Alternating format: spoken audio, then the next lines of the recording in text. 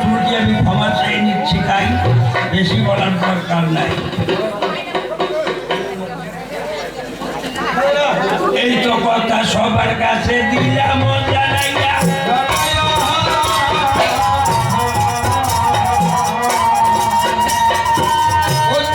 বিজ্ঞানের কথা গেলাম আমি কইয়া।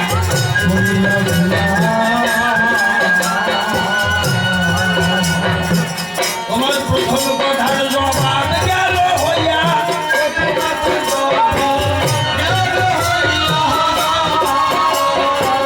সংক্ষেপে কথার জবাব দিলাম আমি।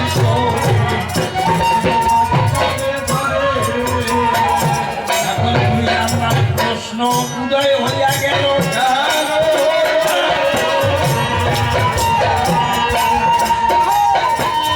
দ্বিতীয়বারে প্রশ্ন করিল,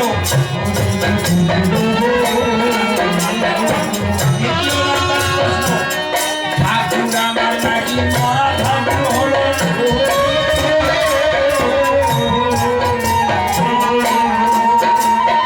আমি মরা ঠাকুরের গান গাচ্ছি ভালো।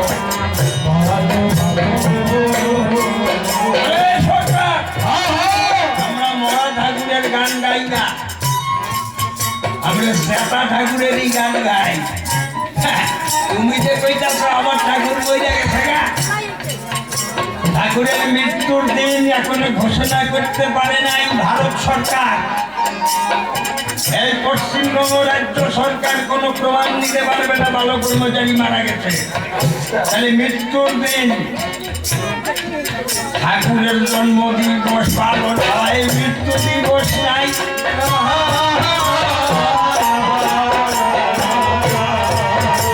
তবে মহিলা গেছে ভালো, ঠাকুর আসলে মরে নাই। সবাই জানছে ভালো কর্মচারী মারা গেছে, না আসলে মরে নাই। আসলে মরে নাই জানাইয়া ভিতরে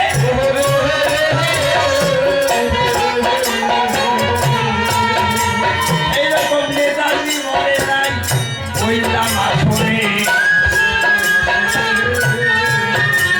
নেতাজি সবাই মরে নাই।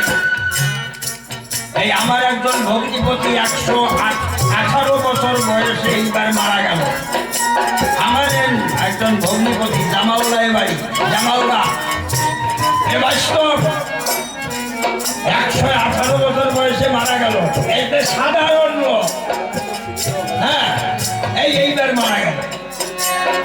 হ্যাঁ 17-16 বছর, 116 বছর বয়সেও হাল পাইছে, হাল। জামালদা হাত সাইকেলে আইছে, হাত করে পাই গেছে। সাধারণ লোকের ঘটনা গেলাম আমি গাইয়া।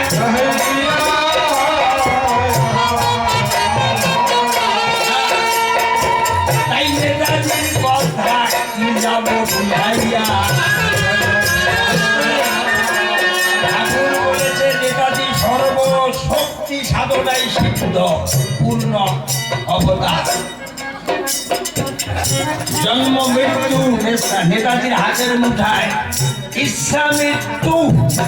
তবে মহাভারতের প্রমাণ পেয়েছি পিতামহ ভীষ্ম উনি নাকি ইচ্ছা মৃত্যু ছিলেন, পাওয়া যায় মহাভারতে।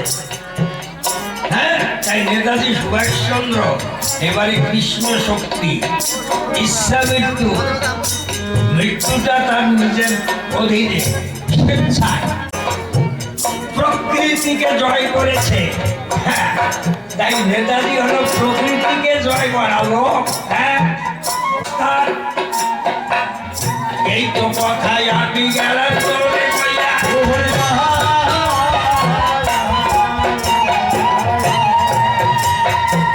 নেতাজি আড়ালে গেছে মরা নাম লইয়া। নেতাজি যে অন্তরালে আছে, মরা নামটা লইয়াই অন্তরালে মারা গেছে, মারা গেছে বিমান দুর্ঘটনায়। কিছুদিন আগে মুখার্জি কমিশন বসছিল, 4 নম্বর কমিশন, বুঝলেন? সেই মুখার্জি কমিশনে প্রকাশ পেল যে নেতাজি বিমান দুর্ঘটনায় মরে নাই, প্লেন ক্রাশ হয় নাই। প্লেন অ্যাক্সিডেন্ট হয় নাই, সেই তাই হুকুতে ওই টাইমে কোনো বিমান দুর্ঘটনায় হয় নাই, প্রমাণ করেছে মুখার্জি কমিশন। মানে অনেকটা ধাপ এগিয়ে দিয়েছে। আর রেনকিজো মন্দির নেতাজির সাইভস্য রক্ষিত। রেনকিজো মন্দির কোথায় জানেন? জাপান। ওইখানে বলে নেতাজির মরদেহের সাইভস্য আছে। ওটাও প্রমাণ হয়েছে, এটা মিথ্যা কথা। মুখার্জি কমিশন এই প্রমাণ দিয়েছে। তাহলে এগুলা তদানীন্তন ভারত সরকারের এগুলা বানানো অভিনয় বুঝছেন? তাই নেতাজির এই জন্য মৃত্যু দিবস নাই, এই জন্য নেতাজির দাদা শ্রাদ্ধ হয় নাই, বালক ব্রহ্মচারীরও আইজো শ্রাদ্ধ হয় নাই। তবে মরার খাতায় নামটা অনেকটা পাওয়া যায়, মরার খাতায়। আসলে মরে নাই, গেলাম করে কইয়া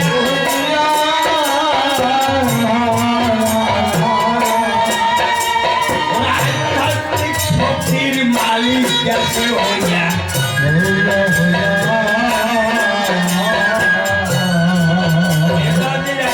নেতাজির বর্তমান নাম কি জানেন? অতি বৃদ্ধ ব্রহ্মচারী।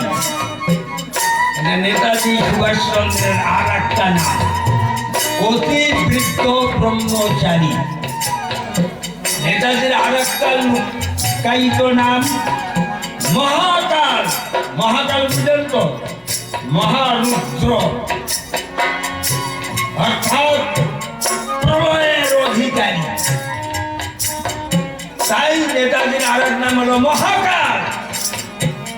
এই মহাকাল নিজের মুখে কইল,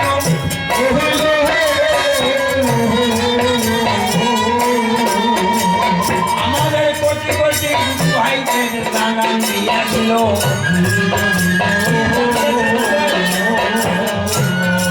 আমি মহাকাল বলছি, আমাদেরকে জানিয়েছে কোটি কোটি সন্তানদের। কি জানিয়েছে জানেন? রাষ্ট্রে বলেছে আমি যে কে, এটা এই কথা যদি তোদেরকে বলি, তোদের মাথাটা কন করে ঘুরতে থাকবে।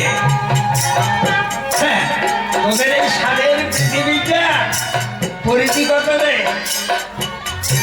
যে সাদের পৃথিবীটা পরিধি 40,000 কিলোমিটার। তার মরদেহ এক চালিয়ে চালে ধরা পড়ল। তাহলে মরা ভগবান গৌরাঙ্গের নাম কেন গাও? তাহলে মরা ভগবানের নাম তুমি গাও। আর যদি বলো কৃষ্ণের কথা, তাহলে তো আরো ঘুরে যাবে মাথা। কৃষ্ণ আজ থেকে 5,000 বছর আগে জন্ম। 5,000 বছর আগে কৃষ্ণ জন্ম হয়েছিল। আজ থেকে 120 আগের কথা। কতদিন আগে জন্ম হয়েছে ভাই? আমার বাপ ঠাকুর দেয় কইতেই থাকো, বাপের বাপ কৃষ্ণকে দেখে নাই। আর কৃষ্ণের জন্ম কোথায়? কেউ বলে ইউপি, উত্তরপ্রদেশ।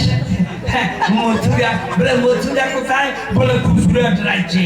গুজরাট রাজ্য কোথায়? বলে আরব সাগরের তীরে মথুরা নামে একটা শহর আছে, হিন্দুদের তীর্থস্থান। তাহলে গুজরাট নরেন্দ্র মোদী মুখ্যমন্ত্রী ছিল না? আরব সাগরের তীরে কৃষ্ণ জন্মেছে মথুরায়। গুজরাটি ভাষা তো আমরা জানি না, তাহলে কৃষ্ণকে আমরা কতটা মানি? এই বাংলা ভাষার না তত্ত্ব, মাথা খারাপ কাণ্ড। তাহলে 5,000 বছর আগে গুজরাট রাজ্যের ভাষা কি ছিল? 5,000 বছর আগে দিল্লি, হরিয়ানা, রাজস্থানের ভাষা কি ছিল? মারাত্মক ঘটনা হইয়া গেছে। তাই আর বাংলা ভাষার বয়সটাই বোধহয় তোর জানা নাই। বাংলা ভাষার বয়স কত বলতে পারো? 500 বছর আগে গৌরাঙ্গ যখন জন্ম হয়, তখন তার ভাষা কেমন ছিল? ভাষার সাইজ, ভাষার মডেলটা কেমন ছিল? গৌর হরির আমলেই তো জটিল বাংলা ভাষা ছিল। মুই হেই কথা দেই 13 পুলিশে মুই আসি বাই তুঝু রক্ত ধারাতেই আসি বাই মুই হেই, এইটা বাংলা ভাষা গৌর হরির আমল।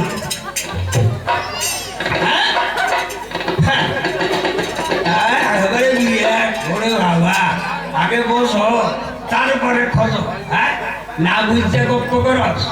হ্যাঁ, আসতে বাংলা ভাষার মর্যাদা কে দিল? বাংলা গদ্য সাহিত্যের জনক ঈশ্বরচন্দ্র বিদ্যাসাগর। উনি জটিল বাংলা ভাষাকে সরলতায় রূপ দিলেন। এটা বেশি দিনের কথা না, 200 বছর ঈশ্বরচন্দ্রের জন্ম, তাই না? হ্যাঁ, উনি বাংলা ভাষাটাকে সুন্দর রূপ দিলেন। ওনার সমসাময়িক মদন মোহন তর্কলঙ্কা ছিল বড় পণ্ডিত, তার বন্ধু। ওনাকে প্রেরণা দিল যে মদন, আমি তো সমাজের কাছে ব্যস্ত, আমি তো সব সময় সমাজের কাছে ব্যস্ত থাকি, কাছেই আমার সময় কম, কাছেই আমি তোমাকে প্রেরণা দেব, তুমি এই বাংলা ভাষার গল্পগুলো উদ্ধার করো, গল্পগুলো উদ্ধার করো। তখন মদন মোহন তর্কলঙ্কা ঈশ্বরচন্দ্রের কথা মতো এই বাংলা বর্ণ সৃষ্টি করল, নূতন রূপ দেন সুন্দরভাবে।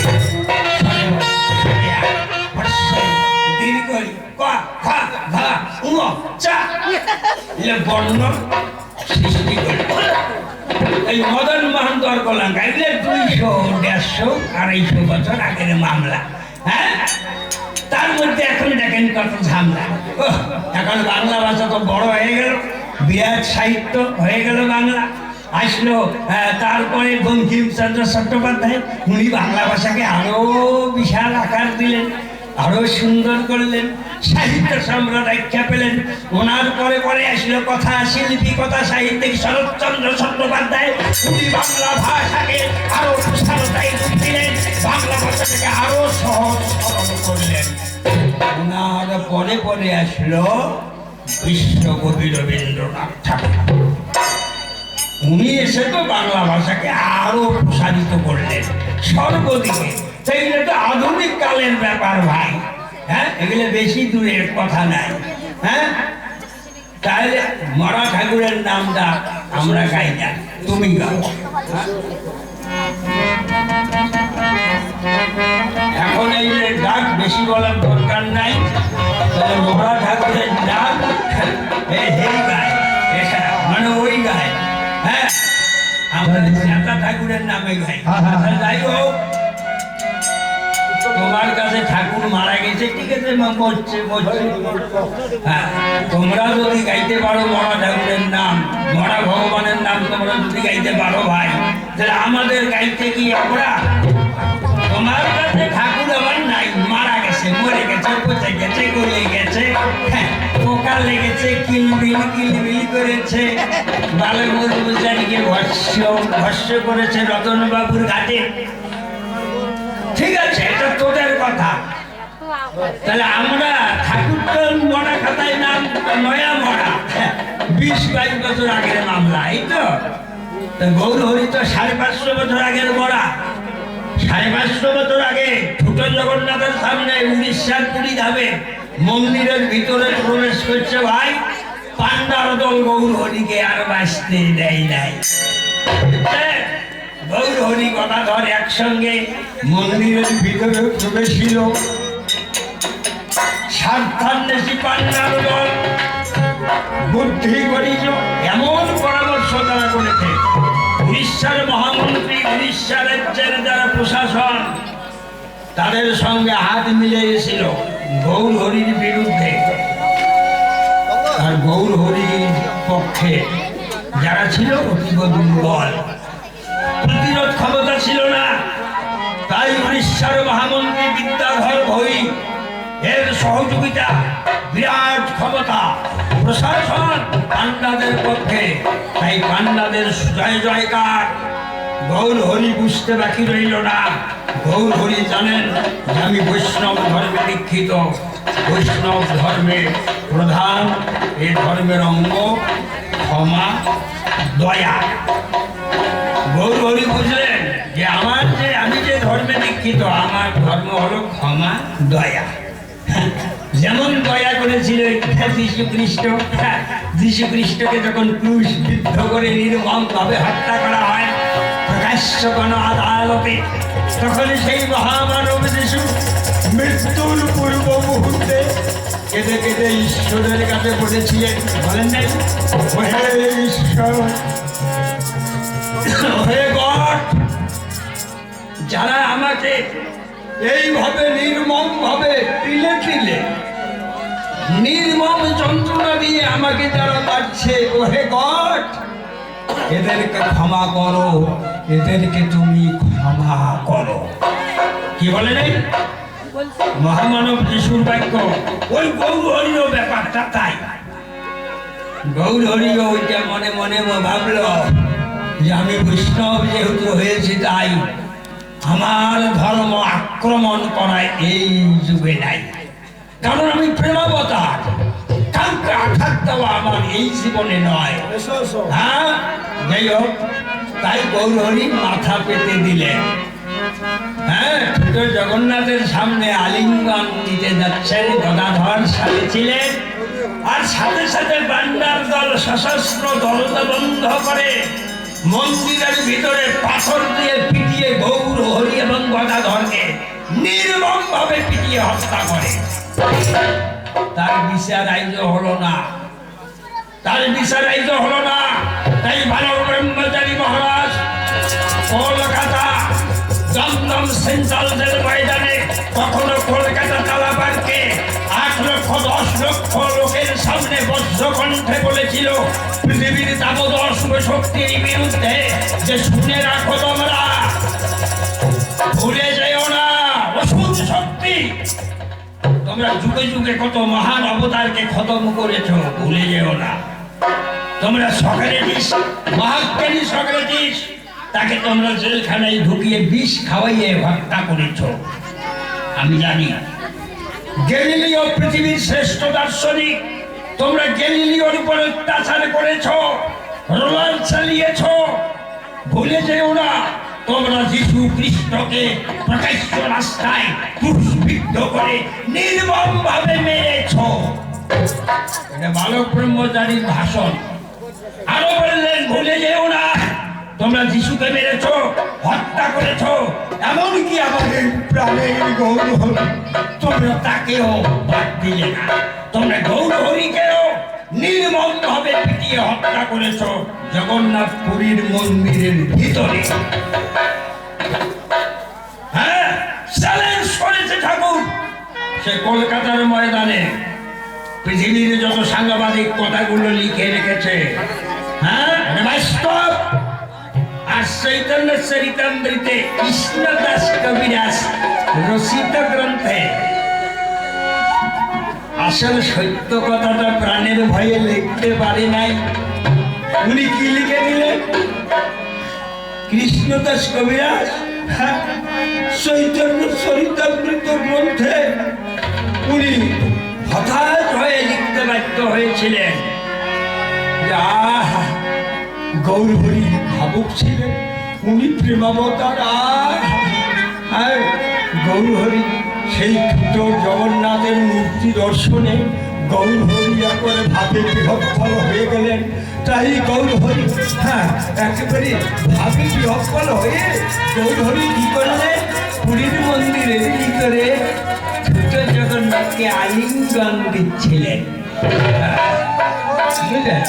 রাম নারায়ণ রাম, এটা কৃষ্ণদাস কবিরাজের লেখা। আলিঙ্গন দিতে গিয়ে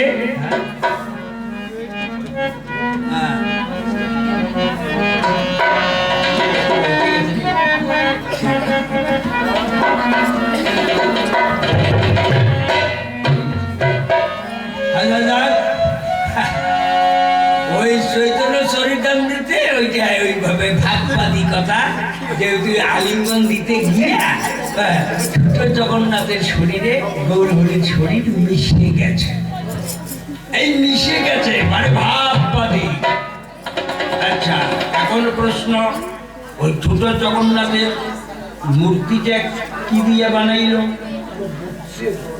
ওটা পরীক্ষা করছি দাদা, নিম কাঠের মূরতি, নিম কাঠের মূরতি। আচ্ছা বলতো, একটা নিম কাঠের মূরতি, একটা রক্ত মাংসের এই পাঞ্চ ভৌতিক দেহ আলিঙ্গন দিতে গিয়ে মিশে যেতে পারে, এটা কি বাস্তব বিজ্ঞানসম্মত? বিজ্ঞান মনস্ক যারা এটা মানবে না তারা। আমরা ওই যে ভাববাদী তো,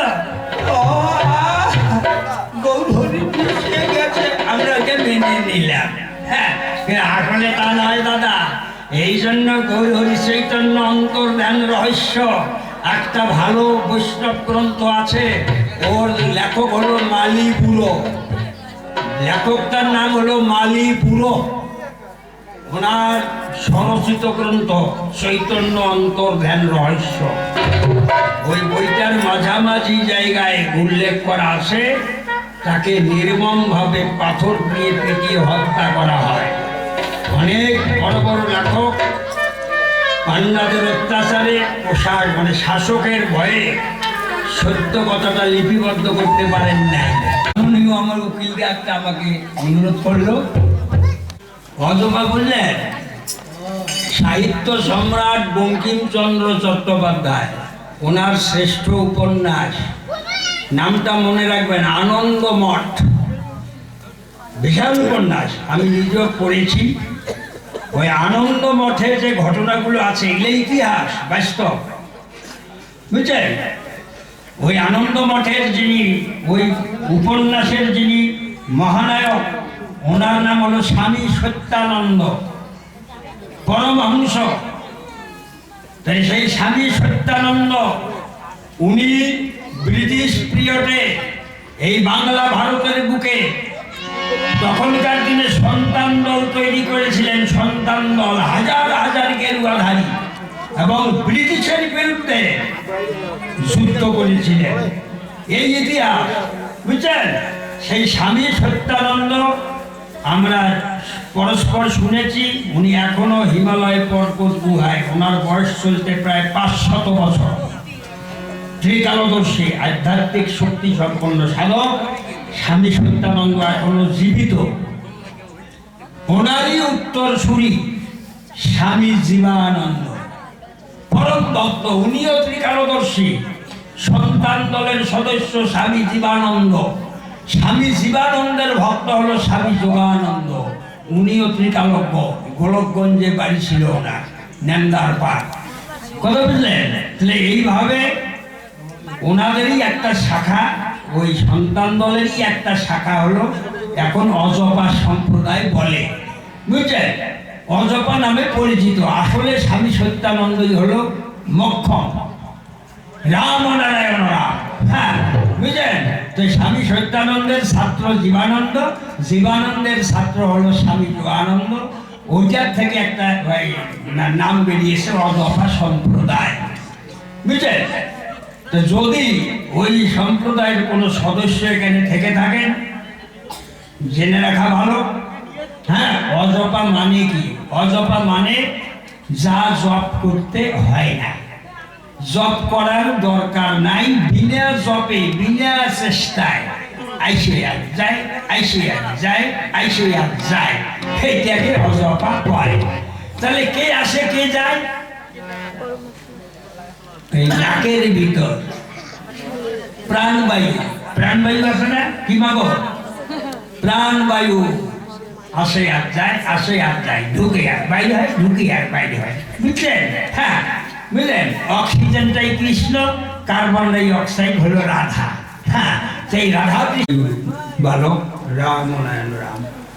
হ্যাঁ, এই আসা যাওয়ার যে গতিটা, এইটাই অজপা, বুঝছেন?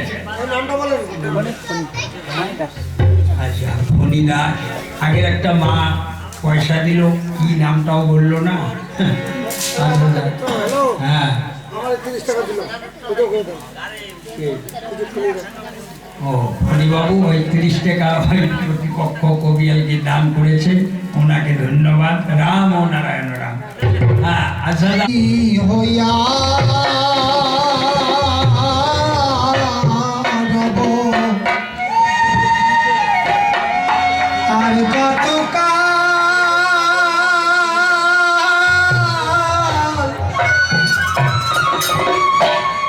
আর কত কাল পরের জ্বালা সোনারে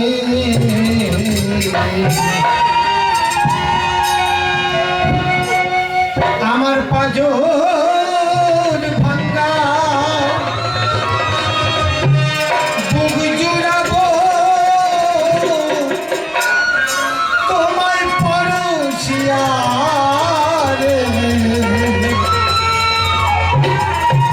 আর কত কাল পরের জ্বালা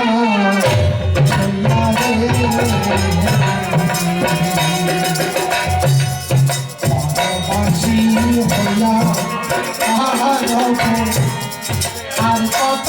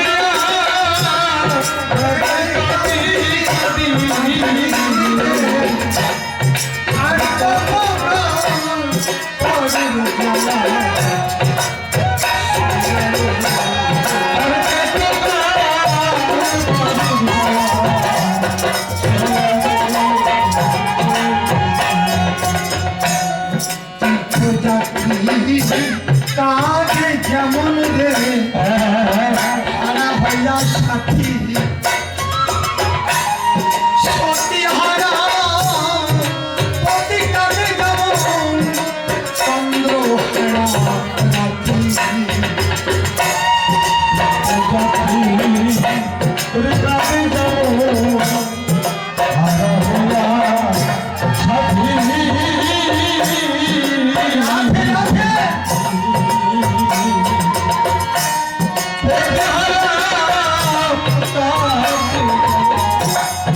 রাতি আমিও কাল দিতে নারী মানবে জন্মরিয়া আর কত দিন পরে জানা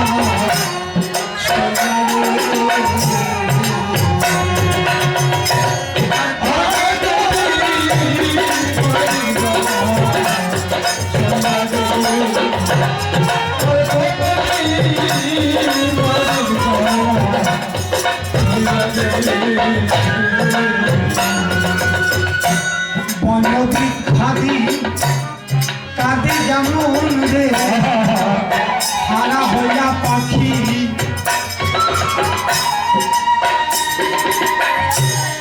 পতি হারা সতী কাঁদে যেমন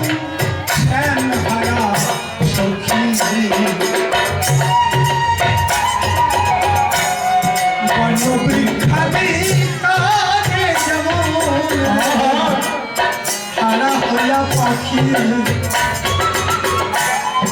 সত্যহারা অতি কাছে যাব শ্যামহারা আমি আর পারব না বিজয়টা তোমায়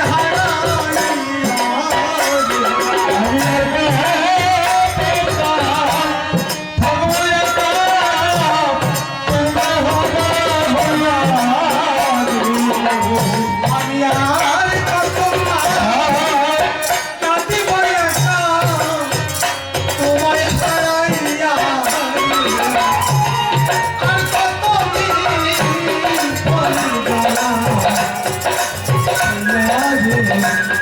আর কত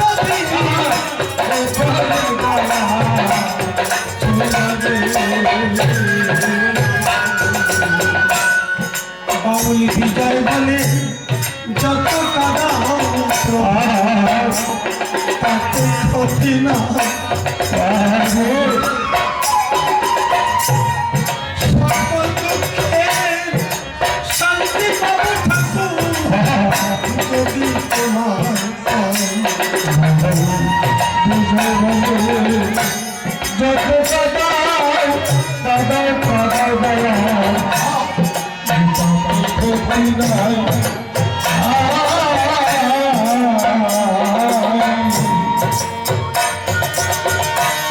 সকল দুঃখে শান্তি পাবো বাউল বিজয় বলে যত কাদাও প্রভু তাতে ক্ষতি না সকল দুঃখে শান্তি পাবো ঠাকুর যদি তোমার আমায় কোনদিন তুমি আসবে নিতে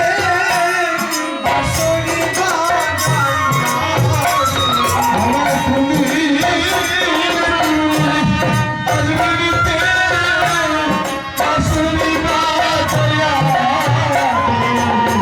আমায় কোনদিন তুমি আসবে নিতে বাঁশরি বাজাইয়া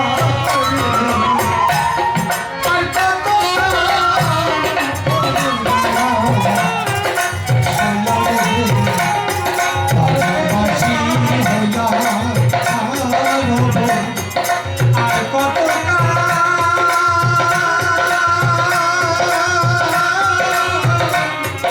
আর কত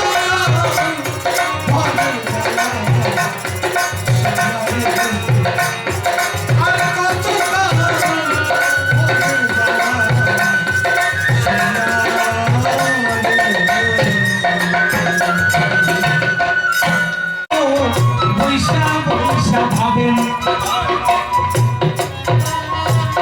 মাছরাঙা পাখির কথা শুনি যেহেতু গেলে বলে আচ্ছা আচ্ছা তাহলে মাছরাঙা পাখির মতো নিশান সই তর তুমি তাহলে কারণ মাছরাঙা আজকে ধরে নিশান সইও করে ওই মাছরাঙা পাখির মতো তোমাকেও যাইতে হবে মাছ ধরে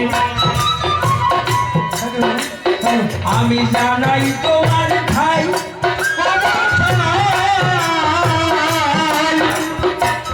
মাছরাঙা পাখির মতো তোর নিশান করা সামনে।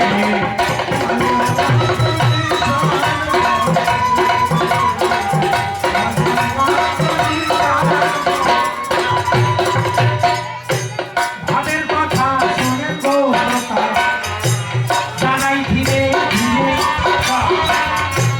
ঠাকুর বলেন মোটারি সম্পর্কে কিছু কথা বলুন আসলে তুমি কেমন ভগবান জানতে আমার জবাব যেন পাই আচ্ছা বলো সর্বপ্রথম আপনি বলবেন ঠাকুর আছে কি না নাই বাস্তবে আসে জানাই তোর কাছে মানব সরোবরে লাইয়া বেশিরভাগ ওই গানে আসে ঠাকুর তোর বিলাম জানাইয়া অষ্ট সিদ্ধ বালক ঠাকুর তোমার কাছে কইবার চাই সে সর্ব জায়গায় বিরাজমান থাকে তোমারে জানাই কারণ ইচ্ছাময় ভয় দয়াময় সবখানে যাইতে পারে কারণ অষ্ট প্রকৃতি সিদ্ধ ক্ষমতা আছে নিজের গায়ের ভিতরে আরো যদি তোমার বলা কিছু থাকে বলতে পারো তাড়াতাড়ি সুন্দর হবে বলবো সাজি সাজি আমার রসিক বন্ধুগণ ভাবের কথা তোরা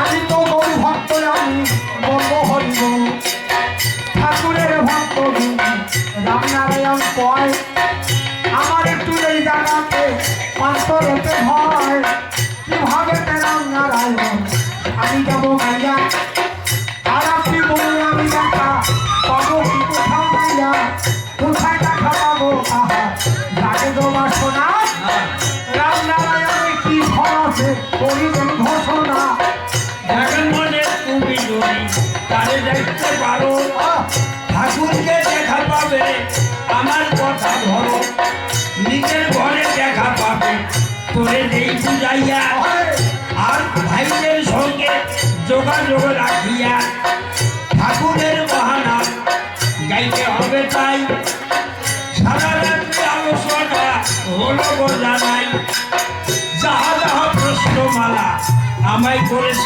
তাই প্রথম জগৎ দিয়া দিলাম আর তো বাকি নাই এবার ঠিকই পাইছি কথার বাবা হ্যাঁ। কথা বন্ধ নয় আচ্ছা আমি এখন চিন্তা করতেছি নামটা দিলে কেমন হয় নাম নেব না কোথায় যাবো অন্তরে জানি না হ্যাঁ এই সম্পর্কে একটু জানাস জানি লোকালত না হরে কৃষ্ণ নামের সারাংশ হয় হরে কৃষ্ণ নামের মূলানুবাদ কয় মূল অনুবাদ রামনারায়ণ হলো ডবল কইরা ওমকার ধ্বনি ঢুকাইয়া দিল এই কারণে এই বাহানা সবার গাওয়া চাই তুমি আমি গাইব আমরা দুজনাই তুমি আমি মিলন এখন যাবো বটে হইয়া এইখানেতে আর একটা কথা আপনারে যাবো কইয়া এই যে একটা মেশিন নিয়া এখন আছে খারা হ্যাঁ এই খবরটা পাবলিক কিন্তু পাইব না তারা খরা সে খবরটাও এখন আসলে জানাই এটা ইন্টারনেটের ঘটনা মিথ্যা বলি নাই বড় বড় মোবাইল ব্যবহার করছে যারা হ্যাঁ ইন্টারনেটে আমার এই ব্যাপার পেয়ে যাবে তারা আমার নামে চ্যানেল ওরাই একটাই আছে নাম খুঁজলেই পাবেন জানাই সবার কাছে ওইটা ইউটিউব চ্যানেলে আসে ঘটে যাইয়া এই যে কবিগানটাও বিপদ ঢুকাইয়া ইউটিউব চ্যানেলে আমার নাম রয় এই মহিন্দ্রপুর নামই আছে শুনেন মহাশয় এবার এই খবরটা সবার কাছে দিতাম পৌঁছাইয়া বড় বড় মোবাইলেতে যাদের পিকচার পাইয়া পিকচার পাবেন নাম শুনিবেন বন্ধুরে বানাইবেন এই খবরটা দয়া করে সবার কাছে করবেন যত বন্ধু গান নতুন চ্যানেল দেখার জন্য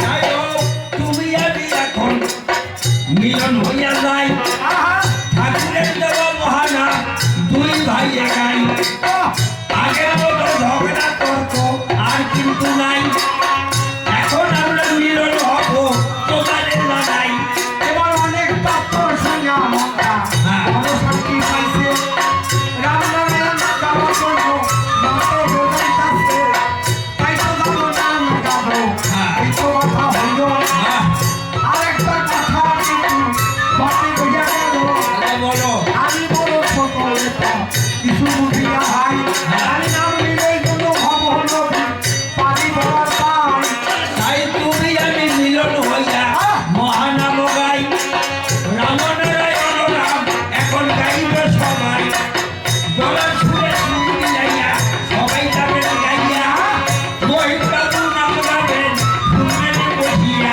এবার সবার কাছে গানের সাথে দুনিয়া পাবে হ্যাঁ, সব সময় রামনারায়ণ আন্তরিক গাবো গান করিবেন গান গাইবেন রামনারায়ণ নাম বিপদে থাকলে ভাইকে করবে বলে গান আমার গুরু ভাই বল একসঙ্গে সবাই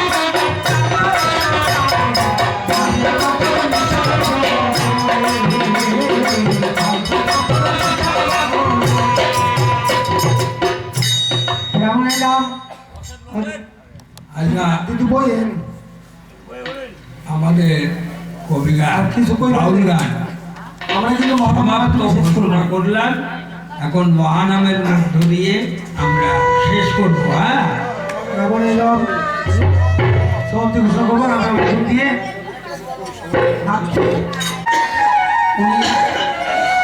উনি এক মঞ্চে গান গাইতে গিয়েছিলেন মঞ্চে সরজ নিয়ে দাঁড়িয়েছেন গান গাচ্ছেন এর মতো অবস্থায় বাড়িতে নিদারুণ একটা ঘটনা ঘটে গেছে ওনার যিনি সহধর্মের নাকি বিদায় নিয়েছে এখন এক লোক দিয়ে খবর কইতেছে বাউলের কাছে যে বনবসাই আপনি তো গান গাইতেছেন বাড়ির কিছু খবর পাইছেন বলে আমি তো গানেই আমি কিভাবে জানবো বাড়িতে কি হয়েছে ওখানে বলে কানে কানে কইছে বলে আপনার দিল্লি কিন্তু আর নাই আচ্ছা ওষুধ ছেড়ে আসেন নাই আমি বাড়ির পেছন লোক আপনাকে খবরটা দেওয়ার জন্য আসলাম আপনার দিল্লি আর না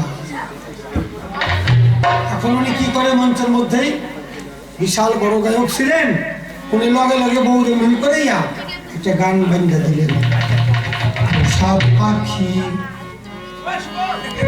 পাখি উড়ে যাবে সজনী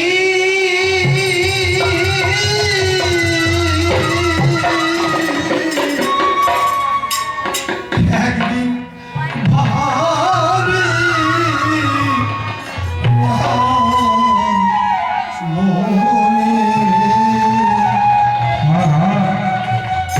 ওরে সে কি আমার ওরা ভুলবে কখনে একদিন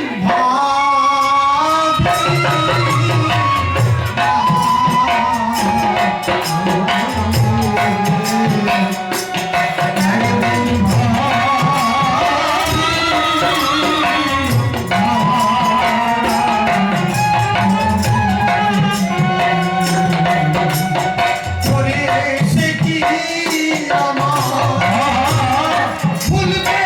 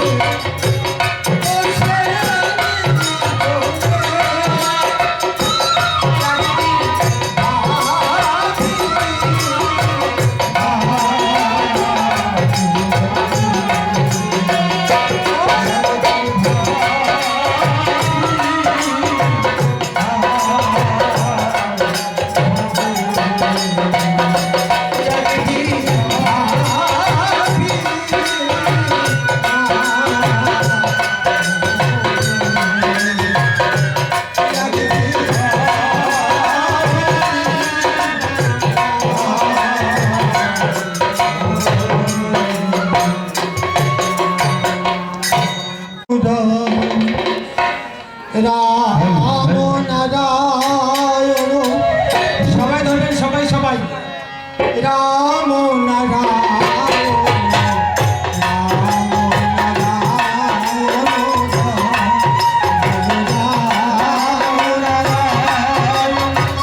ভাই বোন যারা আছেন সবাই নাম ধরুন